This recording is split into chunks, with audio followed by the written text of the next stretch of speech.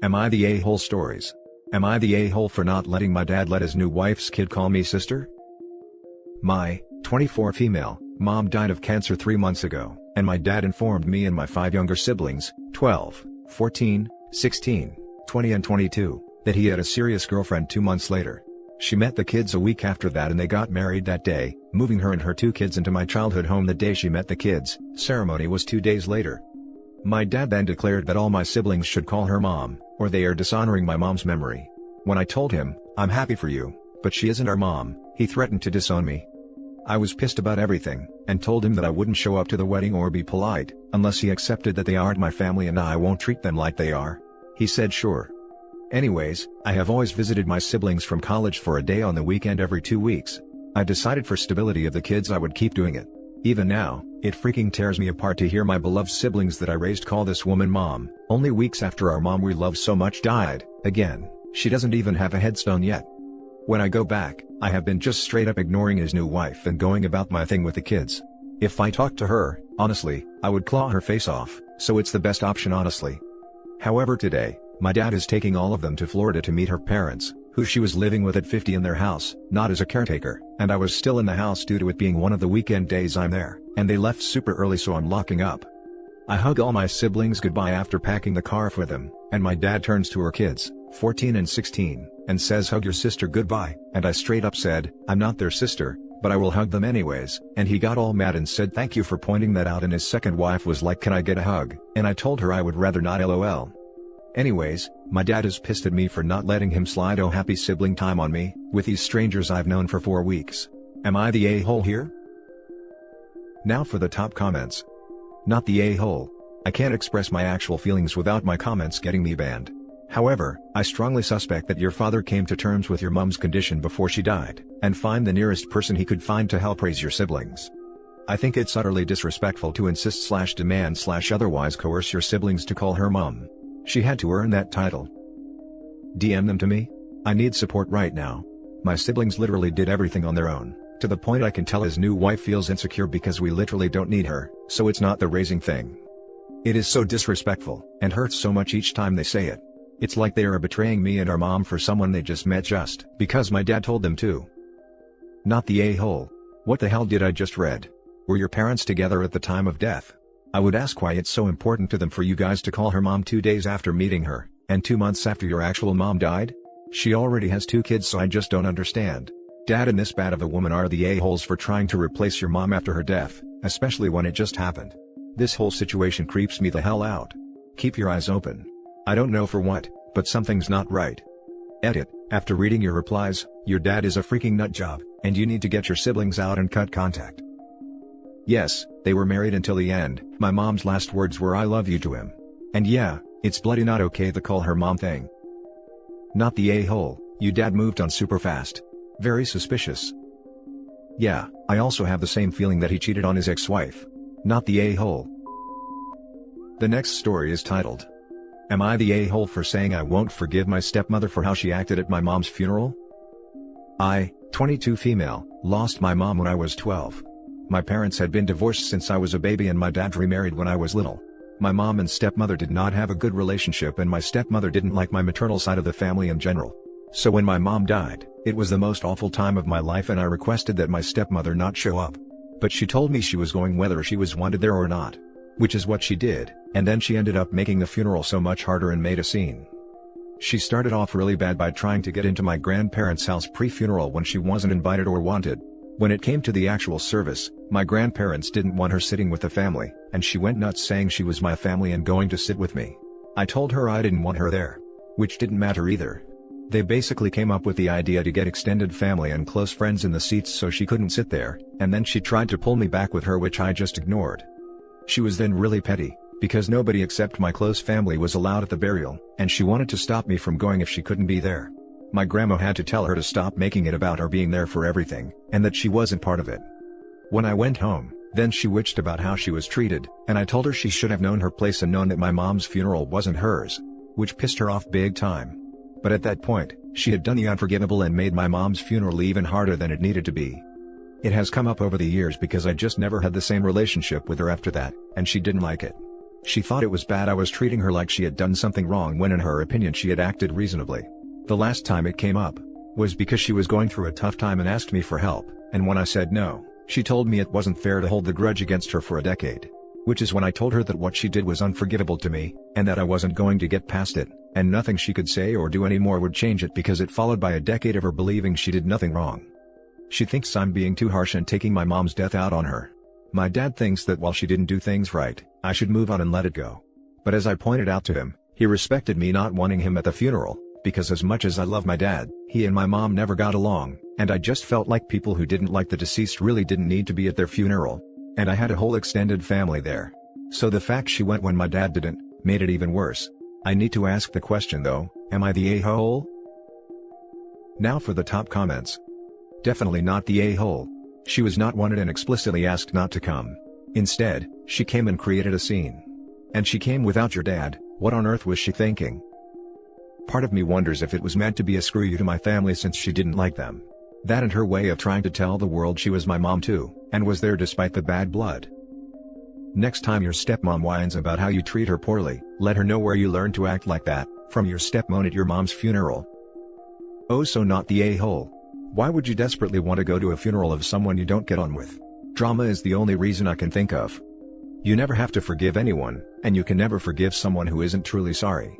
I wouldn't even call it a grudge as you aren't maliciously holding on to resentment, she simply isn't sorry. My own stepmother attempted something like this at my granddad's funeral. I don't know what is wrong with people. Next story. Am I the a-hole for not buying my stepdaughter a phone when I bought one for my daughter? Me, 38 female, and my husband, 40 male, have been together for 8 years and married for 3. I have a daughter 17 and he has a daughter who is 15. When we agreed to begin living together and blending our families, we both agreed that we would not interfere with the other's parenting, and would try and be more like the fun aunt/uncle than a parental figure. This works for us since we both get along well with our children's bio parents. Neither one of us wanted them to feel like their mom/dad was being replaced. We also keep separate finances and each contribute to a joint account for household bills, and have our own personal accounts for our own child's expenses. Our kids get along well. They aren't best friends, but we have had no major issues that couldn't be resolved through talking it out. My daughter recently got her first job. Her father and I talked and agreed to get her a new phone as a gift. We would each pay half the cost of the new phone and surprise her with it.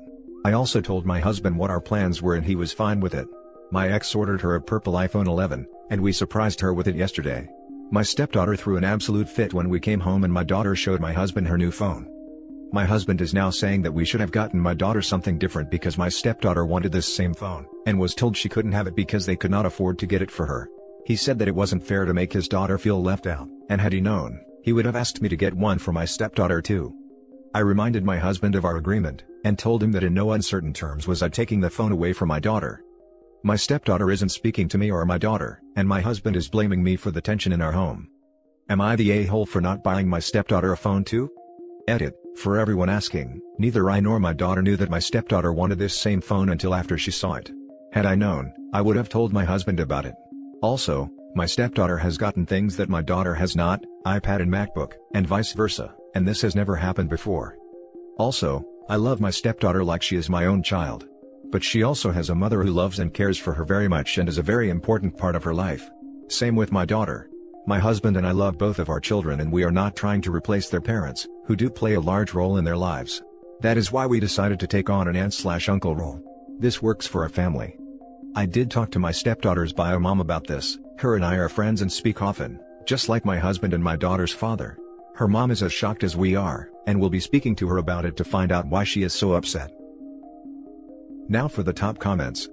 I am going with not the a-hole. OP's daughter has a job and is 17. Stepdaughter does not and is 15. Stepdaughter needs to realize that you don't always get the same gift. Unless you and siblings are all under 10 and your grandma get you all a teddy bear that is the same but different colors.